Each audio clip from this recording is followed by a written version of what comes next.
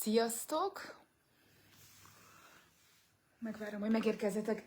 Ez lesz majd a New York Könyvklub Extra 2023 márciusában, és Colin Hoover könyvéről, a Minden tökéletesedről beszélgetünk mindjárt, amint megérkeztek. Egyébként készültem néhány Colin Hooverrel, meg készültem egy csomó infóval róla, úgyhogy gyertek és beszélgessünk, kommenteljetek, hogy lássam, hogy itt vagytok-e. Kicsit csapzott vagyok, bocsánat, de most estem haza jógaóráról. Egyébként addig, ameddig jöttök, addig elbüszkélkedek vele, hogy most már egy hete minden reggel jogázom, most pedig este is elmentem egy jogára, és hetente 3-szor boxolok, úgyhogy benneteket is arra inspirálok, hogy minél többet sportoljatok, mert az olvasás mellett a teljes mentális egészségünk akkor kerek, hogyha sportolunk is, és én életemben nem éreztem ilyen jól magam a bőrömben, úgyhogy benneteket is arra inspirálok, hogy még ha nem is lesz, nincs időm edzeni, kihívás, de edzetek, sportoljatok, fussatok, jön a jó idő, csináljatok bármit, csak mozogjatok minél többet.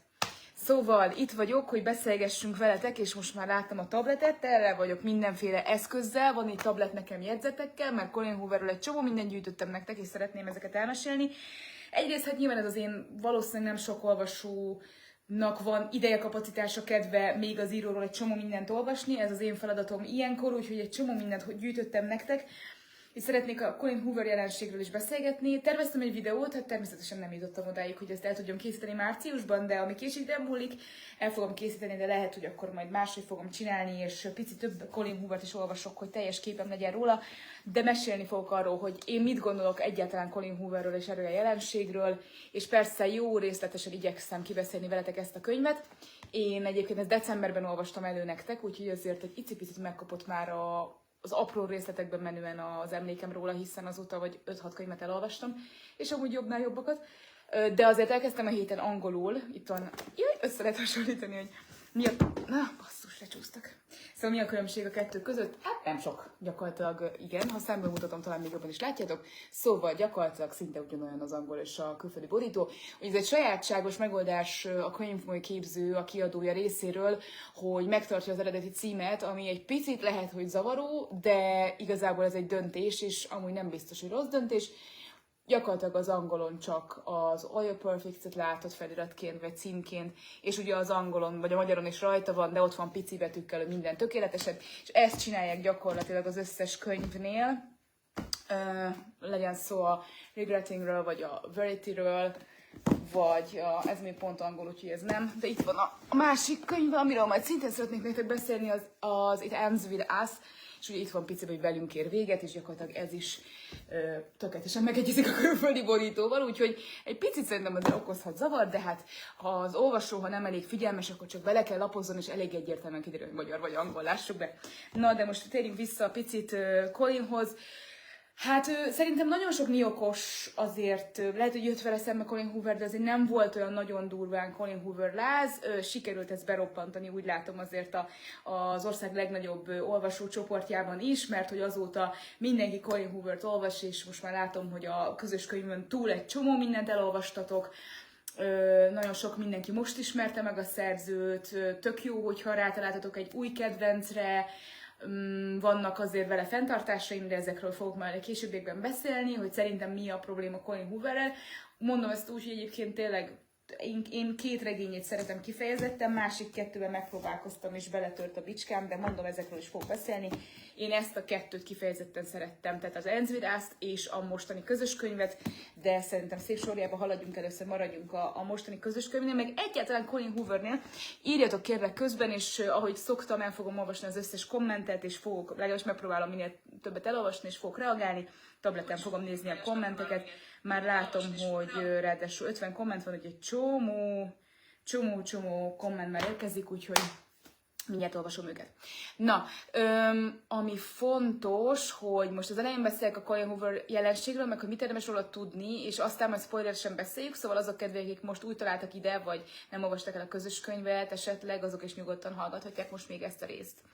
Szóval mit kell tudni Colin Hooverről? Egyébként 2022-ben egy New York Times cikk jelent meg vele, vagy róla, és egyébként abban nagyon szépen össze van foglalva minden, és ennek a tartalmát próbálom nektek átadni.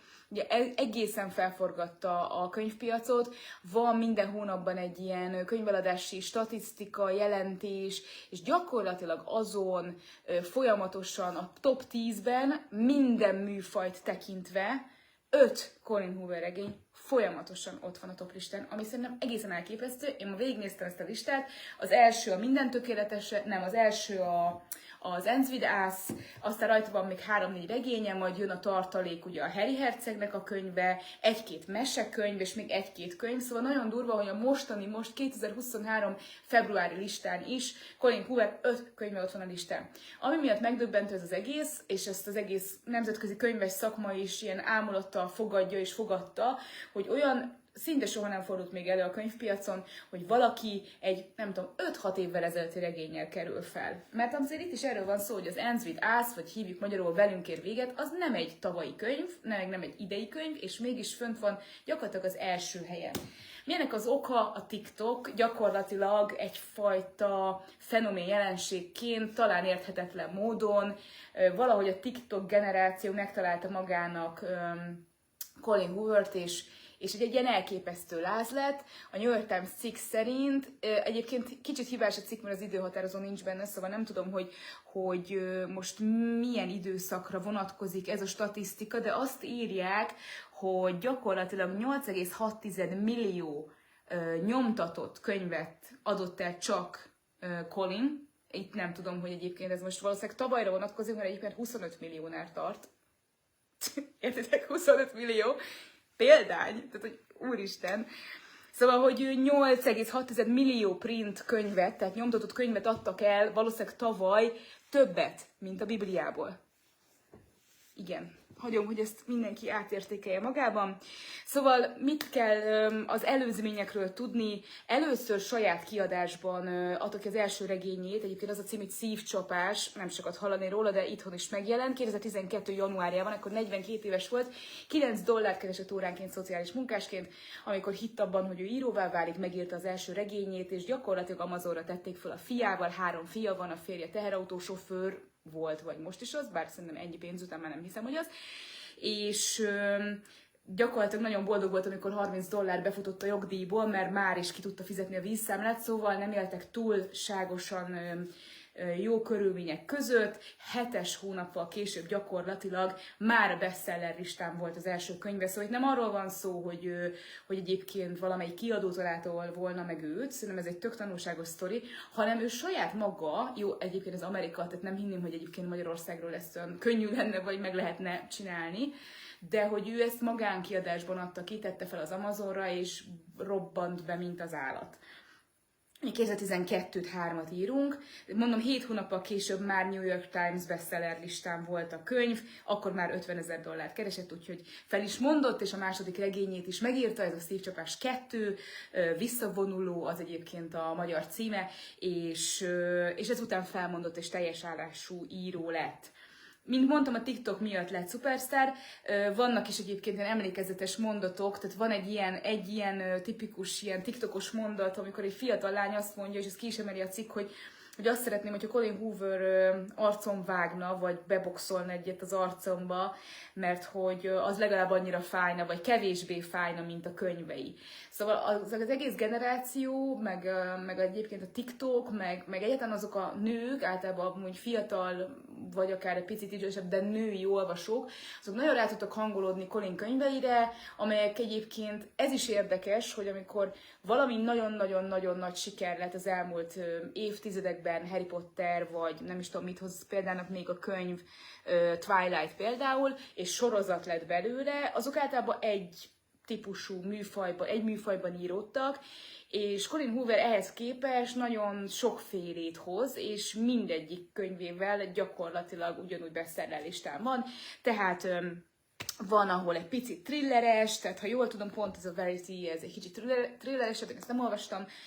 Van, hogy azért ez a nagyon romantikus vonal, azért sok regényében azért van elég erős lélektan, meg azért a bántalmazó kapcsolatokat azért rendesen körbejárja. Egyébként az urbán legenda szerint, a városi legenda szerint neki az édesapja elég komolyan bántalmazta az édesanyját, és amikor nagyon pici volt, akkor egyszer arra kelt föl, hogy az apja épp szétver egy tévét az anyján.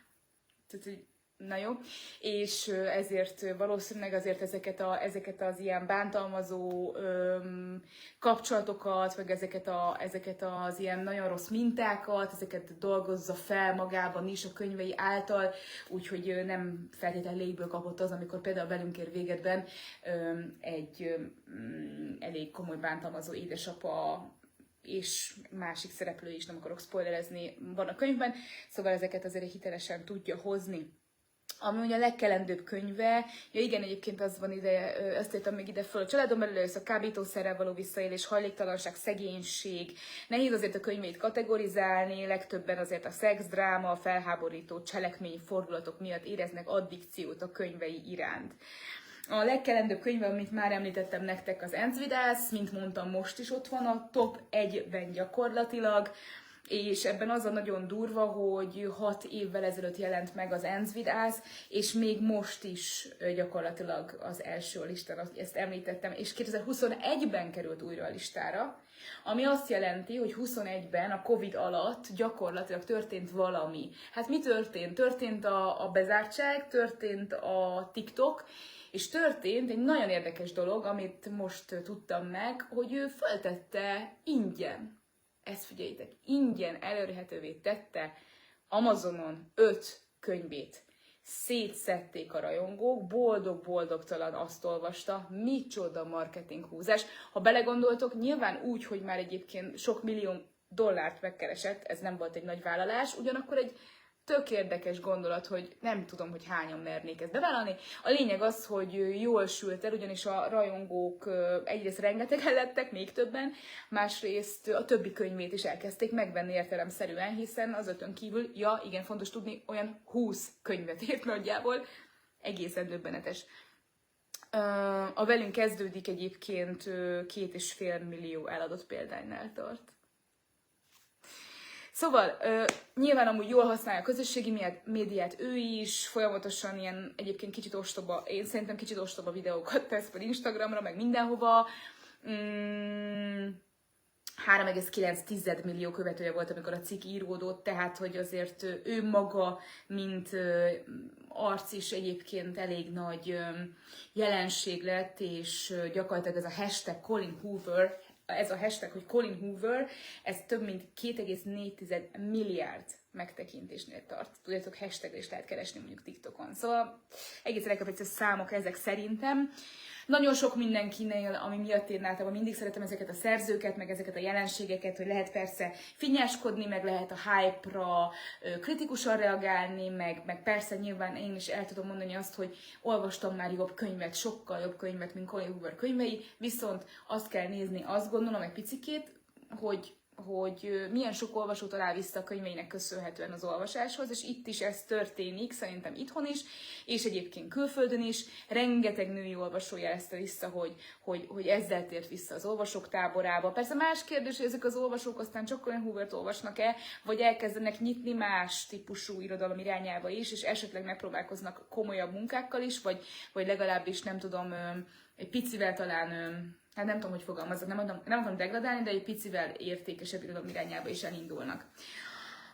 Igen, ezt mondtam, hogy a járvány alatt együttesen már most 20-25 millió eladott példánynál jár, ezt is említettem, de azt is hozzáteszem, amiről nyíltan beszél, hogy nagyon durva imposztor szindrómával küzd, tehát ő maga nyilatkozza le, hogy gyakorlatilag nem érti, hogy olvas könyveket, amik úgy érzi, hogy jobbak, mint az ő regényei, és hogy mégis miért az ő regényei fogynak ilyen példányszámban. Azért elég durva, hogy valaki ezt így lenyilatkozza, szóval elég komoly imposztor szindrómája van. Ennek ellenére nyilván milliárdos lehet, szerintem dollármilliárdos, de lehet, hogy csak dollármilliómos, nem tudom. Valami bazi nagy házban laknak, de amúgy maradt ott Dallasban, ahol éltek. Viszont nagyon komoly stresszel küzd. Tök érdekes, hogy nagyon kiakadt akkor, amikor egyszer rajongók már a háza elől szelfiztek, és akkor így elgurult neki eléggé a gyógyszer, csináltatott valami brutális nagy vaskaput, biztonsági szolgálat, ez az amaz, szóval, hogy nagyon-nagyon küzd a stresszel és azzal, hogy ő hirtelen ennyire világhírűvé vált.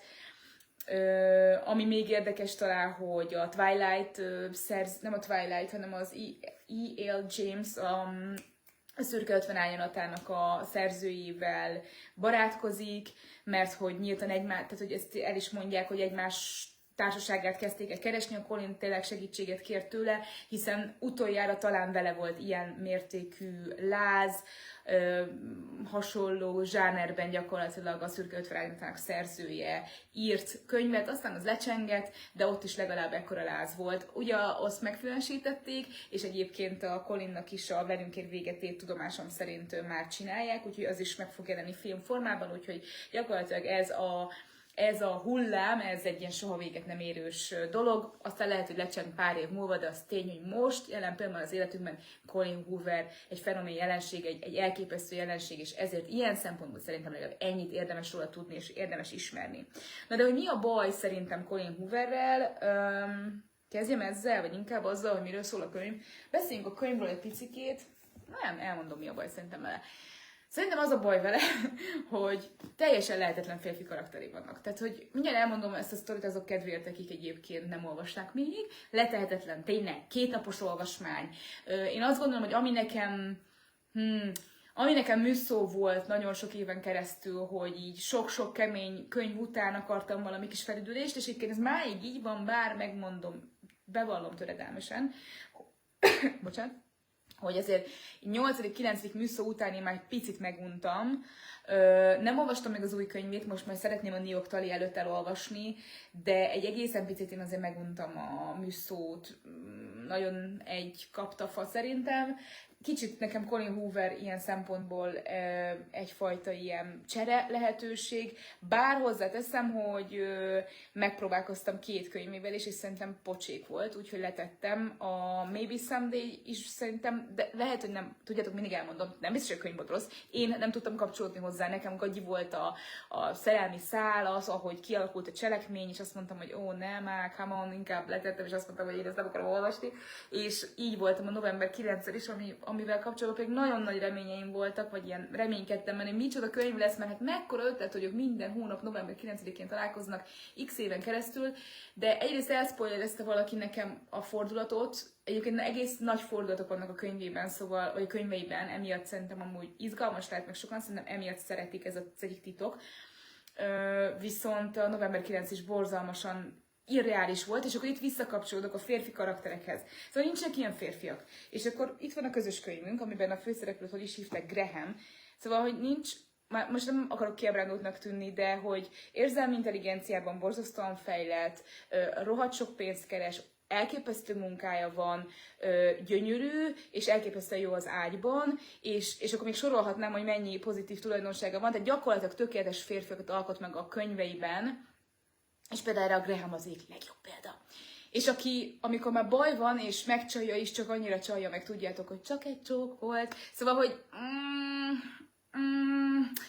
oké, ez az egyik baj vele, a másik baj az nagyobb baj, az pedig az, hogy romanticizálja a bántalmazó kapcsolatokat.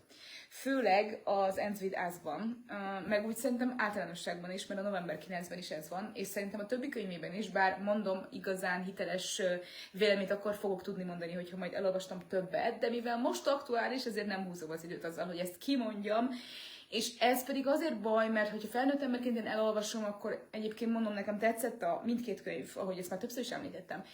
De mondom, mi a legnagyobb probléma? Amikor a 12 éves kislány odajön a könyvfesztiválon, szorongatva az Ends with Us-t, és az anyukája ott áll mellett, és kérdezem, hogy azt te fogod olvasni? És akkor mondta, hogy igen, mindenki ezt olvassa most. És mondom, oké, és hány éves vagy? És mondta, hogy 12 is. Tudjátok, amikor egyik oldalról csomó kérdést kapok, hogy a Harry Pottert mikor érdemes olvasni egy gyereknek, és ezen nagyon sokan agyalnak, hogy vajon fejlette már a 10 éves kamasz gyerek vagy kisgyerek ahhoz, hogy olvassa a Harry Pottert, a másik oldalon szerintem egy 12 éves kislány még ne olvasson olyan kapcsolatokról, amiben az apa is agyonveri anyát, a pasi is full bántalmazó, na, szóval igazából ennyi. Tehát, hogy szerintem ez nem egy 12 éves kislánynak való, egy 12 éves kislánynak Lainer Laurát kellene olvasnia, Harry Potter kellene olvasnia, és olyan dolgokat kellene olvasnia, ami, és nem azt mondom, hogy egy strusz politika, mert lehet, hogy otthon is ez történik, és sajnos tudjuk, hogy rettenetesen sok bántalmazó kapcsolat van, és ebben élnek nők, de nem tudom, nem biztos, hogy ez jó, mert pont erről beszélek, a romanticizálásról. Szóval, hogy a nőkben kialakul egy olyan kép, ami szerintem a mi generációkban is kialakult, hogy láttuk ezt a rengeteg hollywoodi filmet a csodálatos férfiakról, és iszonyú durva elvárásai lettek egy egész generációnak. És azt gondolom, hogy ha most egy másik generáció, aki a TikTokon nő fel, az belepusztul abba, hogy Colin Hoovert olvasson, és rajong érte, és rajong ezekért a történetekért, elkezdi vonzani az egész világ, és szerintem szépen lassan nem fogja észrevenni, hogy egy bántalmazó férfi az nagyon nem oké. És itt nem csak fizikai bántalmazásról beszélünk, hanem akár érzelmi bántalmazásról is. Szóval Colin Hoover szerintem tényleg romanticizálja a bántalmazást, úgyhogy ez szerintem nagy baj vele, és azért ezt nem csak én állítom, hanem erről azért sok helyen cikkeznek. Akik kritizálják, azok leginkább emiatt kritizálják, és én ezzel egyet értek. Úgyhogy azt gondolom, hogy ez egy nagyon nehéz terep, ezt is tudom, mert egy anyuka, és nem egy kérdést kaptam a hónapban, hogy a kamaszlányának ajánlom-e. Sajnos tényleg azt kell mondanom, hogy egyébként ezt azért nem ajánlom, mert ez egy érett kapcsolat, és egy kamaszlányt nem fog érdekelni, hogy nem jön össze a baba, szerintem, Queennek és Grahamnek. Ez pedig az előbb említettek miatt nem ajánlom egy kamaszlánynak, a többi könyvét egyelőre nem tudom, már a másik kettőt mondom, csak mind a kettőt letettem 50-60 oldal után.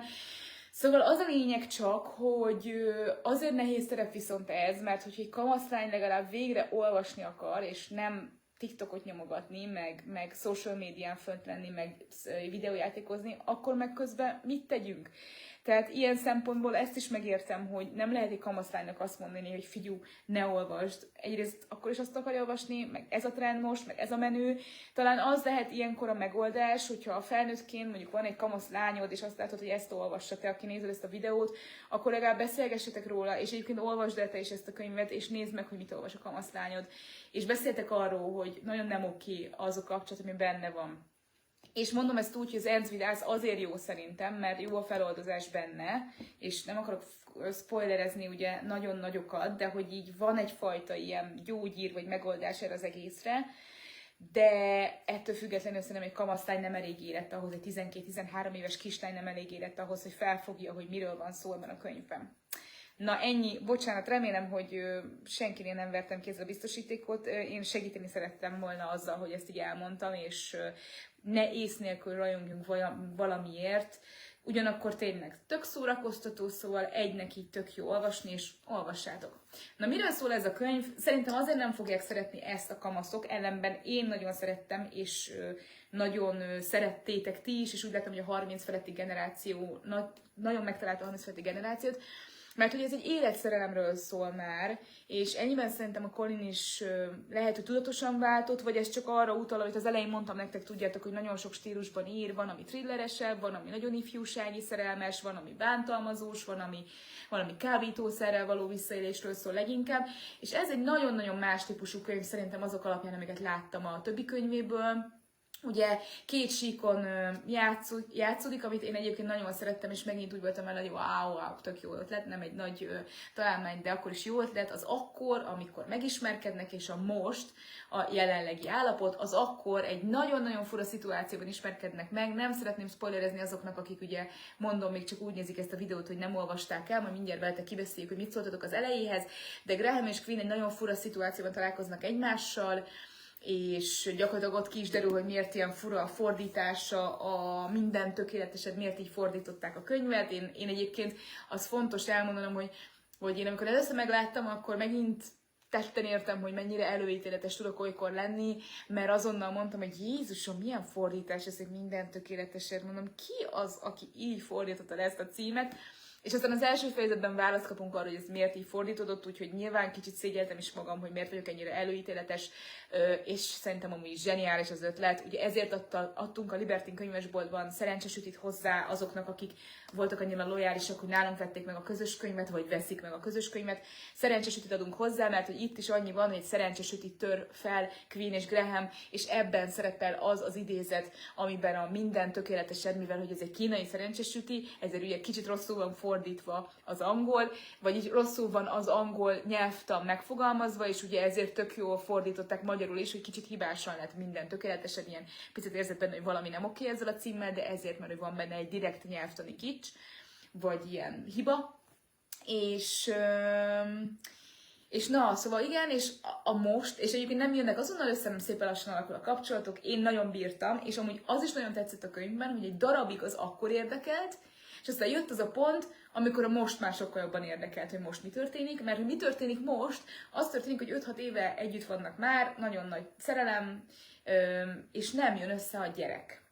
És nagyon durván, érzéketesen, őszintén és mélyen és kitárulkozóan mutatja be Colin a Quinn karakterén keresztül azt, hogy milyen mélységre tud jutni egy nő, akinek egy vágya van, hogy gyermeket szüljön a élete párjának, a szerelmének, és hogy mennyire igazságtalannak tartja az életet, hogy nem jön össze nekik, és hogy mennyire gyűlöli magát is, ami itt ott, hogy meg kicsit szerintem túl lett tolva, tehát voltak pontok, amikor már rohadtul idegesített, hogy mit nyervog Quinn. Ugyanakkor azt gondolom, hogy ha felébred valakiben egy olyan érzés, hogy engem idegesít, akkor jó munkát végzett a szerző, mert hogy ez a lényeg, hogy hasson az érzéseinkre. Szóval nyilván valahol ott is azon kaptam magam, hogy egyébként értem, hogy ennyire szenved, és hogy valószínűleg nagyon sokan átélhetik ezt. Igen, mit akartam, szenved, igen, és nem csak magát gyűlöli, hanem a fiút is meggyűlöli, ami megint csak egy nagyon érdekes dolog, meg gondolat, és azt hiszem, hogy nagyon tetten érhető lehet a valóságban, és azoknál, akik sajnos ezzel küzdenek, hogy lombik hátán, és endiometriózis hátán, és meddőség, és egy csomó olyan egészségügyi probléma, ami aztán ebben a könyvben is felmerül, és gyakorlatilag szépen végignézzük, hogy hogyan megy rá a kapcsolatuk erre az egészre. Szerintem nagyon sokszor nagyon megrázó, én sírtam is rajta egyébként, de amúgy szerintem ami miatt jó, és érdemes olvasni akár annak is, aki hasonló cipőben jár, hogy van benne egy nagyon-nagyon jó tanulság és egy szép feloldozás a végén.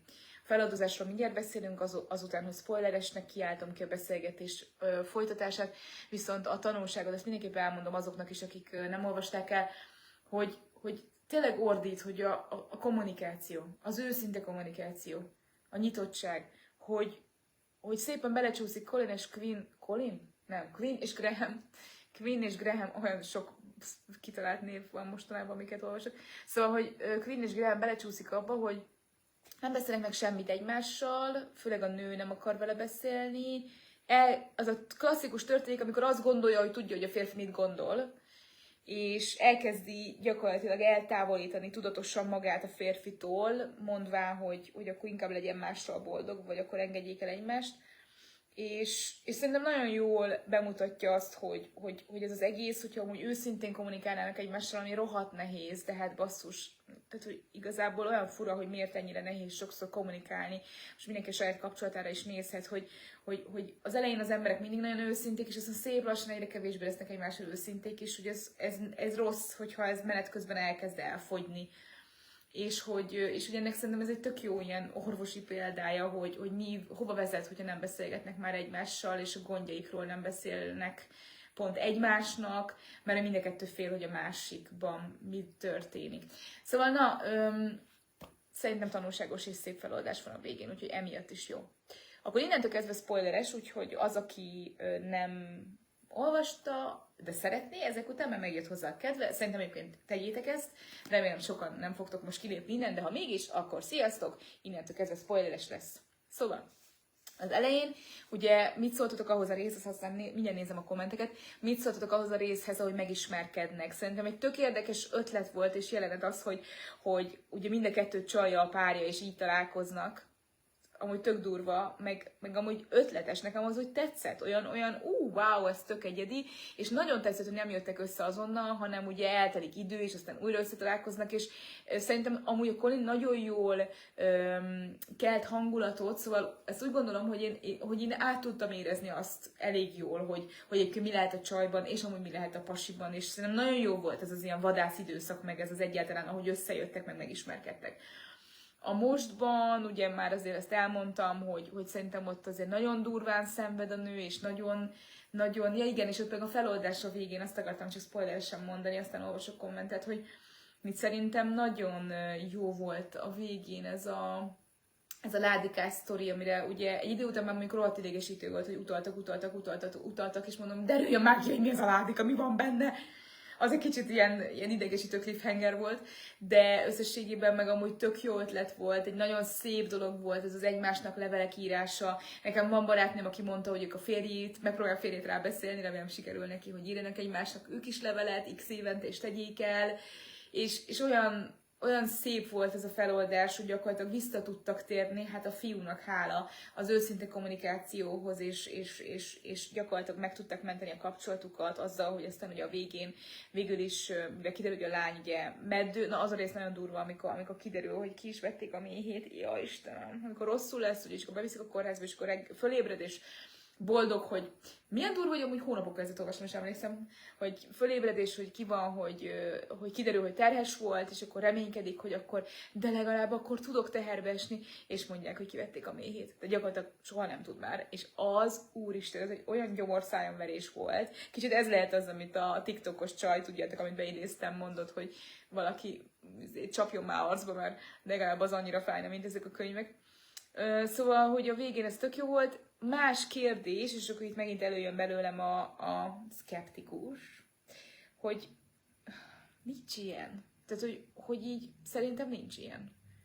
És ez tényleg erre utaltam is az elején, hogy ez a megcsalta, de amúgy csak csók volt, tehát még nem tudom, azért szerintem a férfiak nagy része nem hiszem, hogy megáll a csóknál, ha már tudják, hogy megcsalja a feleségét, de hogy kicsit ez a része olyan szép, olyan cuki, olyan romantikus, olyan jól le lett zárva igazából, meg hogy kapunk egy feloldozást tényleg, meg legalább nem akarja az ember felvágni az erejét a könyv után, de összességében nem gondolnám, hogy egyébként olyan túl reális ez az egész kapcsolat. Na, fél órában ledaráltam nektek mindent, amit hirtelen gondoltam, most ti jöttök, várom, nézem a kommenteket, írjatok, és nagyon kíváncsi vagyok, hogy mit gondoltatok a talán heves véleményemről. Na nézzük, úristen, meddig menjek vissza, mert rohadt sokat írtatok. Na igen, majd mindjárt mesélek még a másik könyveiről. Olvasmányos volt, gördülékeny, sokszor szirupos, szájbarágos, ezt írta itt Cynthia. Én is ezt mondtam, írja Krista, hogy Graham tökéletes, ezáltal a sérült kapcsolatot is irreálisan sokáig elviseli, és igyekszik helyrehozni. Jó lenne, ha ilyen lenne, de a valóságban sokkal kevesebb elég egy kapcsolat végéhez szerintem. Hú, mennyire egyetértek ezzel, ilyen férfi nincs, de legyünk igazságosak, nő se. Igen, írja Timi. Ez a Graham olyan, mint Mark Darcy, csak az a könyv sokkal jobb. Amúgy igen, Julian, ez tök jó, amit írsz. De Mark Darcynek legalább vannak hibái, írja Timi. Jaj, most itt eléggé beleolvastam a közepébe. Júj, lehet, hogy szétszedjük, Colint? Szétszedjük? Na nézzük. Szerintem nem csak a férfiak karaktere nem sikerült ebben a sztoriban, amely a sztori nagyon felületet kapargat. Az Enz nekem is ez volt a probléma, hogy az erőszakot szirupusan mutatta be. Szerintem nem kiskamasznak való olvasmány, nem az ő korosztálynak való. Egyetlen pont volt, ami meghatottam, a kórházi jelenet, közben ezt is visszaigazoljátok. Egy ilyen hosszúságú könyvben nem is lehet mélyen belemenni. A férfiak karakterére gondolod? Hát, szerintem nem a hosszról van ám szó. Ezzel vitatkoznék, tehát hogy azért nézzétek meg a Merrell's Bojangles, az örök veszélyparipámat, szerintem a világ egyik legcsodálatosabb könyve, ilyen vékony. És abban aztán úgy átjön a nő, meg a férfi karaktere is, hogy az nem marad szemszárazon szerintem. Apropó, megnéztem moziban, mert a frankofon filmnapokon végre bemutatták, és azt hiszem, hogy az HBO-n talán fönt van, nézzétek meg. Tehát, hogy egészen elképesztő, és végre egy könyv, amit úgy csináltak meg filmben, hogy tökéletes. Az eladhatóság előnyt élvezett, ezt nem tudom mire írta a Dianó. Valóban torokszorító jelenet volt, különösen a történet fele a hálószobában játszódik. Ja, arra írja Marian, hogy azért sem gyerekeknek való, mert a történet fele a hálószobában játszódik. Közben mindjárt nézem, hogy...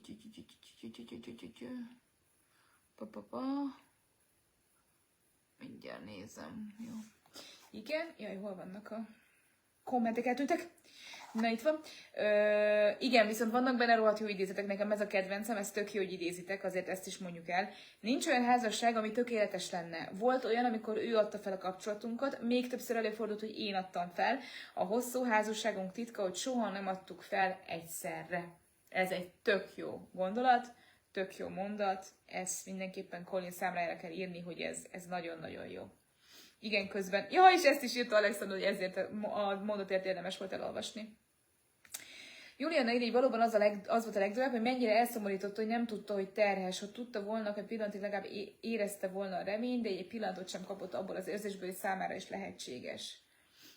Ági írja, hogy én is benne vagyok ebben a helyzetben, endometriózis küzdem a babáért. A könyv elején kb. A saját gondolataimat olvastam a könyvben, de a vége felé egyre jobban idegesített, hogy nem beszélik meg a problémáikat. Nekem ez a leveles láda nagyon gicses volt, ha már kb. A második levél tartalmát elmondja neki Graham, és meg is hallgatja, nem jutnak el ide.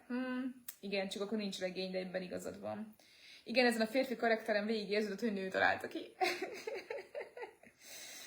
Meddősséggel küzdőként nagyon nehéz volt olvasni a könyvet, írja Lilla. Főleg azért, mert nagyon sok érzés, akár Quinn, akár Graham részéről fájdalmasan ismerős volt, jó sokat sírtam. Ó, Lilla, sajnálom. De segít mindig, hogyha amúgy kijönnek az érzések, szóval szerintem minden jobb annál, mint hogy elfolytjuk őket, és hogyha egy ilyen Colin Hoover regény segít abban, hogy egy picikét még dolgozz ezen az egészen, akkor hát ha, és köszi, hogy olvastad velünk a könyvet, Lilla. Vegyes érzéseim vannak a könyvvel kapcsolatban, írja Dorina. Izgatottan vártam, hogy elolvashassam, majd ahogy elolvastam kb. 60 oldalt, azon gondolkodtam, hogy vajon jobb lesz ez később. Értékelem a könyv mondani valóját, mély témákról szól, amiről beszélni kell, viszont ez most nekem nem jött át. Quinn nagyon sokszor idegesített, a játszmája, hogy bánt a férjével, és persze értem, hogy a fájdalma miatt tette ezt, de úgy gondolom, hogy amit ő csinált, már nagyon sok volt.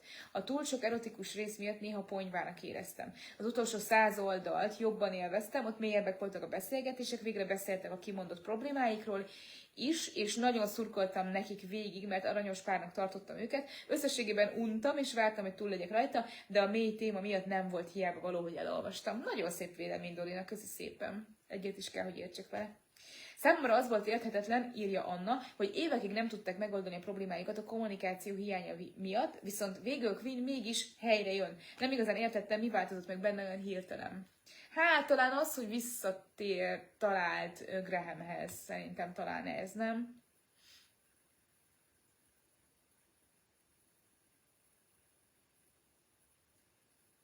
Nem értem, miért hiszik azt, hogy az erőszakot sziriopusan mutatta be, pont, hogy az arcunkba vágta, hogy nem szabad eltűrni ezeket, és lépni kell.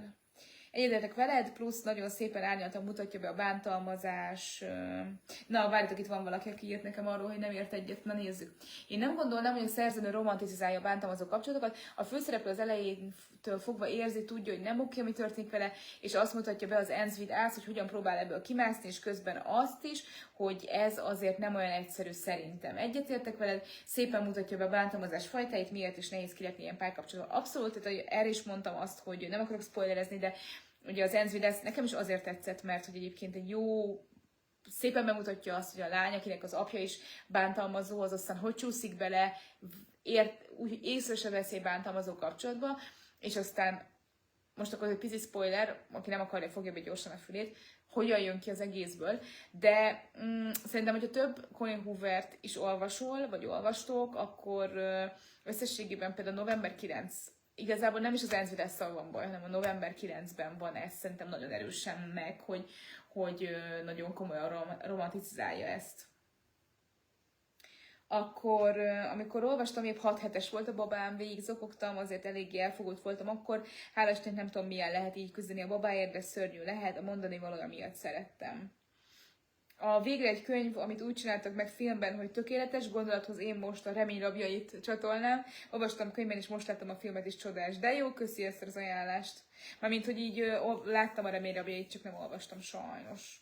Egyszer jó lenne. A tökéletes házasságról szóló válasz nekem is nagyon tetszett. A Parázs a hó alatt című könyvet juttatta eszembe az idézet. Na, azt is érdemes megnézni. 30. fejezet tetszett a legjobban Líviának. Ott éreztem és értettem meg a könyv mondani valóját, ami átjött, de amíg eljutottam oda, az hosszú volt, én sokszor letettem fejezetolvasás közben, és pár nap után újra folytattam, szerintem 10 évvel ezelőtt rajongtam volna ezért a könyvet, most már inkább az érettebb, elgondolkodtatóbb könyvek jönnek be. Igen. Lemaradtam picit. Amit említettem, az a Merre jársz Bojangles. A végre egy könyv, amit megcsináltak filmben, és tökéletes. Bocsi, lehet túl gyorsan beszélek. Van egy hosszú vélemény itt is, Dóra.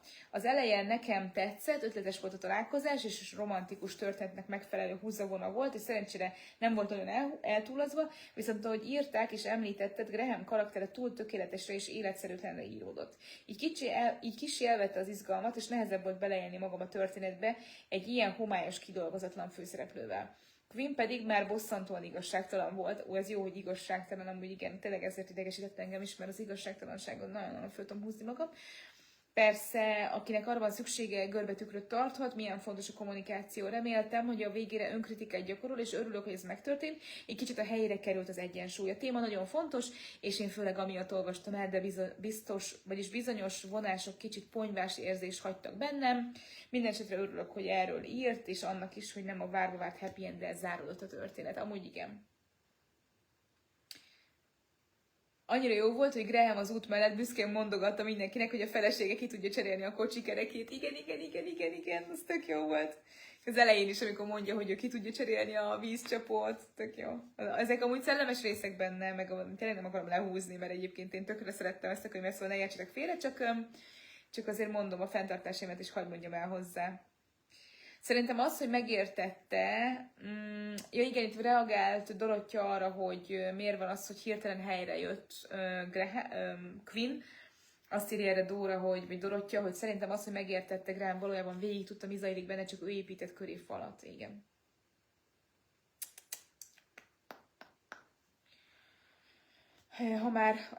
Ha már egy ember komolyabban veszi az endometriózist, vagy nem zaklatja a másikat, amikor lesz már gyerek kérdéssel, megérte megírnia. Egyébként igen. Mindenki szégyelje magát, aki ezt szokta kérdezgetni. Nőktől. Bár imádom a kutyákat, és mi is veszteségünk után örökbe fogadtunk, de a kutyus rátalálása túl klisés volt. Igen. Szerintem is. Szerintem Kohónak elgondolkodtatnak és érzékenyítenek a könyvei, ezért is lehet olyan nagyon felkapva, meg persze a tökéletes férfi karakterek miatt.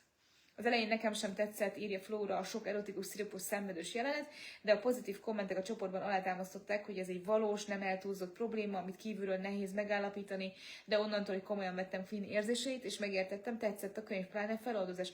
Wow! Azért nagyon jó ez a komment, mert ez megmutatja, hogyha valaki, például Flóra, ugye nem feltétlenül tud kapcsolódni ehhez a betegséghez, ehhez a problémához, és így eltávolítja magától, és mondjuk lehet, hogy le is tette volna, milyen jó, hogy a csoportban elolvastad Flóra a kommenteket, és megerősítettek benne, hogy ez egy valós, nem eltúlzott probléma, amit nehéz megállapítani kívülről. És onnantól már, hogy empatikusabban álltál a főszereplőhöz, tetszett a könyv. Ez nagyon durva, ez tök tanulságos, és köszi, hogy ezt leírtad, ez nagyon fontos volt.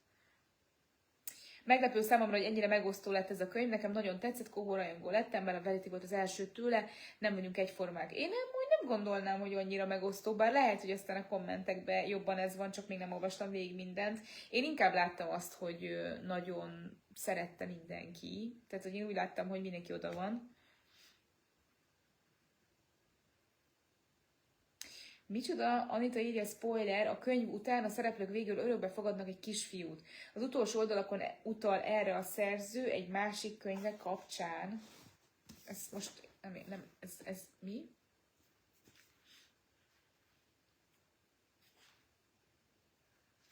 Ezt magyarázd el? Ezt nem értem. Ezt magyarázd el valaki, hogy ez mit jelent. Mit olvastam ebben a hónapban, mindjárt el fogom mondani, félkor el kell köszönjek, mert 4-kor kelek, amit amúgy elfelejtettem, úgyhogy még most kell felkészülnem az adásra, úgyhogy nem sokat fogok aludni, úgyhogy muszáj félkor elmennem, úgyhogy majd mindjárt egy 5 perc múlva el fogom mondani, mit olvastam ebben a hónapban. De igazából, ja, igen, majd mindjárt a moly.hu-n is megnézem, létezik, hogy megtekintgetem.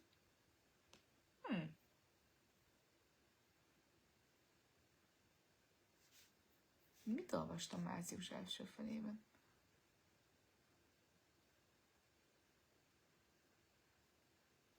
Ezért, ja, tudom.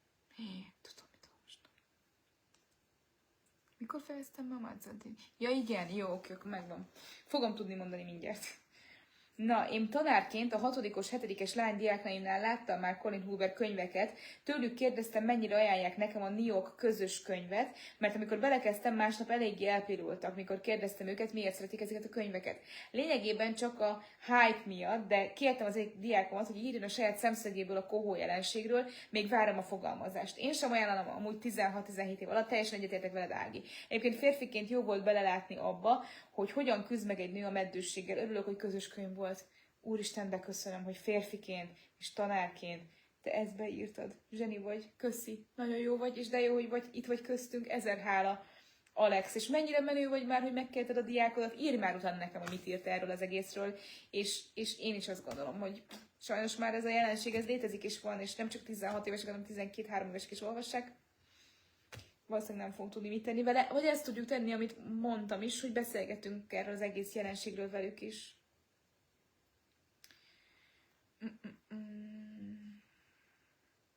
Na nézzük, itt van még egy idézet. Annak ellenére, hogy sokszor forgattam a szemem a könyv olvasása közben, voltak nagyon szép gondolatok, írja Anikó. Ez volt a kedvencem. Az embernek nem mindig van hatalma a fölött, hogy kivé formálják őt a körülmények. Ez jó. És valaki írja, hogy neki ez volt Cetlin a sütihez, de jó. Igen, más is írt, hogy a diák véleményére kíváncsi lenne. Nekem az volt érthetetlen, írja Zsuzsa, hogy Quinn, aki író, többször is megjegyzi, hogy hát így ő nem tudta volna megfogalmazni a gondolatait, de jó vagy, amúgy ezen én is gondolkodtam közben, ahogy Graham tette, és valóban az egész regény során azt éreztem, hogy se elugrott, se a boldog idők alatt, se a mostban nem tudta kifejezni magát. Ezzel szemben Graham egy könyvelő meg jól fejezte ki magát szinte, mindig akár szóban, akár level. Jó, Zsuzsa, hát ez egy nagyon jó meglátás.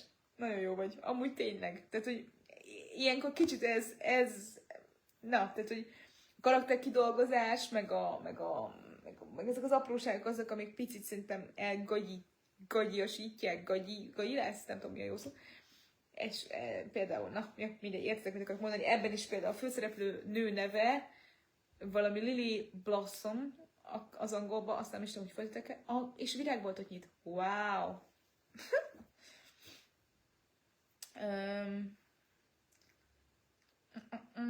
Én tudatosan gyerekmentesként nagyon vártam, hogy átjöjjön ez a küzdelem, de sajnos nem jött át. Én is úgy éreztem, ahogy te, Ági, hogy Quinn nyíg, és nem viszi előre ezt az egész küzdést. Hú, milyen durva, hogy ezt így vállalod, tök jó. Köszi, tök jó. Az én hatodikosaim is olvassák, kuncognak rajta. Tőlük érdeklődtem először, aztán nagyot néztem, amikor elkezdtem olvasni. Én elfogult hatalmas kohórajongó vagyok, már túl vagyok 12 könyvén, wow, Anetta, de menő vagy. Vagyis Karola, bocsi. Valóban nem kiskamaszok kezébe való, de engem nagyon sokszor húzott már ki az olvasási válságomból. Az írónő minden alkalommal kitépte a szívem, majd összeragasztotta és visszatette, csoda, de jó. Na hát ezt mondom, hogy egyébként nagyon sok mindenkinek meg ezt jelenti, és tök jó egyébként, hogy te ennyire nagy rajongó vagy, és ugyanakkor elismered, hogy nem való kiskamaszoknak. Ez az utolsó idézet is annyira betalált, na nézzük. Vannak, akik azt hiszik, hogy a tökéletes napokra kell összpontosítani egy házasságban. Úgy szeretik egymást, ahogy csak bírják, amikor minden rendben. De ha valaki teljes hőfokkal ég a jobb időkben, és reméli, hogy rosszabb napok soha nem jönnek, talán nem marad elég erőforrás és energiája, hogy átvészelje azokat az 5-ös erősségű pillanatokat. Igen, ez tényleg szép. Igen, én is kíváncsi vagyok, hogy megírnád majd Anetta, hogy melyik, vagy Karola, hogy melyik a kedvenc könyvet. Ha 12-t olvastál, kíváncsi vagyok, de azt tippelem, hogy az Ernst Vidász. Mert hogy mindenkinek az a kedvence. Egyébként nekem is. Mondok még akkor annyit, hogy műszó, tényleg, köszi Rita az emlékeztetőt, akkor egy pici szolgálati közmény a végére. Majd beszélgethetünk veletek például a Niok napon is Colin Hooverről, hiszen április 15-én Niok nap, találkozunk a Bálint házban, ez lesz a harmadik Niok napunk. Gyakorlatilag 24 óra alatt elkeltek a jegyek, úgyhogy azt hiszem, hogy elég nagy láz lesz, és sokan várjátok, aminek tökre örülök. Ennek biztos részben Nárai Tamás is az oka, de ne feledjük, hogy még mennyi fantasztikus program lesz. Fönt van a Facebook oldalon az eseménynél minden, megtaláljátok, de egy dolgot szeretnék kiemelni, hogy a nap, miután megnyitottam a rendezvényt, gyakorlatilag egy élő könyvklubban indul. Nagyon régóta szeretném ezt kipróbálni, remélem, hogy jól fog működni. Várlak majd benneteket, hogy ebben aktívan vegyetek részt, szóval arra kérlek benneteket, hogy gyertek 10-re, szóval ne majd valamikor, nem tudom, délután érkezzetek, hiszen egy egész napos rendezvényünk van. Egész nap végig szuper programok lesznek, párhuzamosan, tehát még döntést is kell hoznatok, hogy mit csinálnátok legszívesebben. Irodalmi kvízre mentek, könyvjelzőkészítő workshopra mentek, irodalomterápiára mentek, Peller Marianna könyvkluboztok, vagy a nagy színpadi programot nézitek, tehát hogy konkrétan 4-5 helyszínen lesz folyamatosan dolog, úgyhogy egy szuper rendezvény lesz megint. Na de amit el akarok mondani, az első rendezvénypont a színpadon, Tönkő Verával, a Parkkiadó irodalmi vezetőjével műszó könyvklubot csinálunk, és ez úgy fog kinézni, hogy szeretnék akár érintőlegesen, de szinte minden könyvéről egy picikét beszélni, meg a jelenségről beszélni, hiszen műszó gyakorlatilag a Niok egyik legkedveltebb szerzője, szerintem műszót is a Niok tartja életben, és megpróbáljuk megidézni őt, és mindenféle érdekességet elmondani róla. És aztán a beszélgetési pontján várom az önként jelentkezőket, akik fölmernek majd jönni 300 ember elé a színpadra, és 10-10 perce lesz majd mindig egy-egy olvasónak, hogy fölüljön mellénk, ő is elmondja a véleményét, és közösen beszélgessünk kicsit műszóról, de hogyha valaki nem akar, akkor persze lent is lesz mikrofon a közönségben. Szóval ez egy ilyen tényleg interaktív, jól kis kibeszélő, mindenki elmondhatja a véleményét. Ugye ezt csak azért mondom el azoknak, akik esetleg jönnek, és nagy fanok, és nagy műszófanok, hogy így készüljenek, hogy ott a helyszínen lehet majd jelentkezni, akár még kezdés előtt oda lehet jönni hozzám, és lehet jelentkezni, de ott spontán is lehet jelentkezni, és addig hangolódjatok rá, olvassátok újra akár a kedvenc műszókat, vagy nézzetek bele, hogy miért szerettétek, és csak ezért akartam ezt így elmondani, hogy van még egy pici időtök, hogy ráhangolódjatok a rendezvényre. Úristen, már 2 hét is lesz, Jézusom! A másik, amit el akartam mondani, az pedig, egyébként meg sem mutattam, hogy annyira szerették a rajongók az Ernst Vidást, amit egyébként majd lehet, hogy egyszer újra olvasok, mert amúgy tényleg bírtam. Annyira szerették az Ernst Vidást, hogy követelték az előzmény sztorit, és nem folytatást írt a Kohó hozzá, hanem de jó, every ending has a beginning. Minden végnek van egy eleje. Szóval, hogy megírta hozzá az It Starts With Us-t, úgyhogy ez még várok magára, hogy én elolvassam. És ja, még azt várom egyébként, hogy Annettának mi volt a kedvence. Gondoltam, Karola, hogy az Ernst Vidász a kedvenced, mondtam.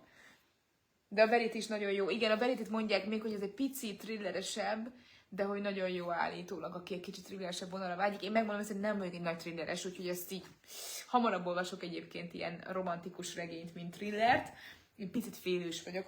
Na, hogy mit olvastam ebben a hónapban, most itt nem találom meg hirtelen, amit nem is értek, hogy miért nem, de az újjászületést Margaret Mazzantini-től, amit végre 1000-szer ajánlottátok, és egyébként az a durva, hogy kicsit úgy jártam bele egyébként, mint annak idején a döntéssel, hogy nagyon nagy hype volt, egyszer elkezdtem olvasni, de valahogy úgy olyan érdekes, mert hogy a háborút láttam meg benne. És úgy azt érzem, hogy új, nem akarok ilyen háborús sztorit, meg valaki meghalt egy háborúban, meg úgy egyáltalán, és eltelt tényleg 1,5-2 év, 1000-szer ajánlottatok a Niokban is, meg sok helyen, és valahogy, amikor, nem tudom, Barcelonából jöttem haza, így jött egy ilyen érzés, hogy ezt szeretném olvasni, és pont nálam is volt, mert így volt egy pár könyv nálam, ami már 1000 éve ilyen terve volt, és úgy voltam vele, hogy ha már a közös könyvet olvastam, akkor egy picit erre ráhangolódok, vagy egy ilyen restanciámat pótlom, és és nem tudtam letenni, és elképesztő ez a könyv, és gyönyörű, és oda voltam teljesen érte, szóval, hogy így az tényleg egy nagyon szép könyv. És csak igen, azt akartam mondani, hogy annak idején fura, hogy a háborút vettem észre benne, mert hogy most meg annyira későn van benne a háború, és annyira fura, hogy ott akkor én miért a háborúra fókuszáltam ennyire. Szóval egy nagyon-nagyon-nagyon-nagyon szép szerelmi történet, gyönyörű, és nagyon fájdalmas. Úgyhogy nagyon ajánlom mindenkinek, ugye ez a Szarajevóban játszódik a polgárháború időszaka alatt, de az egész igazából úgy indul, hogy megismerjük ezt a nagyon fura fotós csávót, Diegót, és nem emlékszem, hogy hívták a lányt, de hogy a lányt is, Diego nevet sose fogom elfelejteni. Egyébként az egyik kedvenc irodalmi karakterem lett Diego. Kedvenc. Múltkor mondtam nektek, hogy ilyen top karakterek. Egyrészt, hogy nagyon sok bántalmazó, vagy nagyon sok rossz anyáról olvastunk tavaly, érdekes, hogy valahogy úgy sikerült könyveket választani, hogy a könyvlistában, az Eltűnt Fák szigetében, meg úgy sorra jöttek a rosszabbnál rosszabb anyák. Úgyhogy érdekes, hogy ezek hogy miért voltak, hogy így jöttek a könyvek, de most meg egész sok olyan férfi karakterről is olvastam, akik ilyen megmaradandó élmények, és ilyen például tényleg a könyvlistában Mukás, az Eltűnt Fák szigetében nem emlékszem, hogy hívták, de ő is, nagyon szerettem az apuka karakterét, és most bejött harmadiknak nekem Diego az újjászületésből. És egy nagyon szép szerelem története, hogy hogyan ismerkedik meg azt hiszem újságírónő és a fotós, és hogy hogyan lesznek aztán szerelmesek egymásba, és jönnek össze, és Rómában élnek, és egy ilyen nagyon bohém, de nagyon szép kapcsolat, és közben nagyon érdekes az egész, mert úgy van felépítve, hogy nem tudod, vagy hogy már tudod az elején, hogy meghalt a fickó, csak nem tudjuk, hogy. És azért ezt 500 oldalon keresztül vinni, és fenntartja az érdeklődés, mert nem tud pontosan mi lesz, és hogy a nőnek van egy gyereke, egy tínédzser fiú, akivel így tökre nem tud kapcsolódni, és a fiú nem is akar az apjáról hallani, és ők visszamennek nyáron egy utazás alkalmával Szarajevóba, ahol született a fiú, de hát aztán még rengeteg szövevényes dolog van, hogy igazából ki ez a gyerek, meg honnan van ez a gyerek, meg a nőnek most akkor lehet a gyereke, vagy akkor hogy lett ez a gyerek. És egyetem mi történt Diegóval, és nagyon, nagyon szép történet, én nagyon szerettem olvasni, úgyhogy azt fejeztem be március közepén, és aztán pedig elolvastam egy önismereti könyvet, a nők, akik túlságosan szeretnek, nagyon szerettem, nagyon szükségem volt rá, találtam egy pár kapcsolódást benne, de azért ez túl intim ahhoz, hogy erről hosszabban beszéljek, és olvasom a másodvirágzást. Imádom. Van még 100 oldalam, azt tervezem, hogy ma este befejezem, de sajnos nem fogom tudni befejezni, hiszen a reggelire kell készülnem úgy, hogy holnapra marad. De imádom ezt a könyvet, úgyhogy köszi Niok, mert hogy ezt ti ajánlottátok. Azért fura, hogy vannak könyvek, ugye, amiket nem is én indítok el, vagy nem én ajánlok, hanem gyakorlatilag a Niok és a közösség ajánl. És hát ez is ilyen volt a másodvirágzás, és imádom ezt a könyvet, tényleg fantasztikus. Nagyon-nagyon inspiráló, és nagyon szép történet szerintem, és én nagyon, majd mesélek róla hosszabban, bár nagyon sokan olvastátok, úgyhogy szerintem az én ajánlásom már senkit nem fog érdekelni, de azért majd lehet, hogy mondok róla egy videót, hogy megmaradjon akár nekem is emlékbe. Mindjárt itt az április, szépen lezárom a mondandómat, azért megnézem, hogy van-e esetleg, megnézem majd a filmet, és egyébként Mazzantini tényleg egy csoda, mert hogy gyakorlatilag a Nem mozdulj is nagy kedvencem lett, szóval nekem egy ilyen kedvenc szerző belépett, és van még egy-kettő könyve, úgyhogy jó lenne azokat is majd elolvasni. Lesz-e nyom, azt kérdezi, valaki kérdezi, ki az író, azt most nem tudom hirtelen mire kérdezed be, úgyhogy légy azt írd meg még egyszer. Igen, az újjászületést azt így újra fogod olvasni, igen. A újjászületés, mindenki írja, hogy igen. Áprilisban hova utazom? Rómába. Publikus, igen. Minden hónapban ugye utazom. Most többet is tudok így olvasni. Másodvirágzásból közös kibeszélő. Wow! Amúgy nem rossz ötlet. Jó. Jó, lesz róla videó is. Beckman szerettem, aha.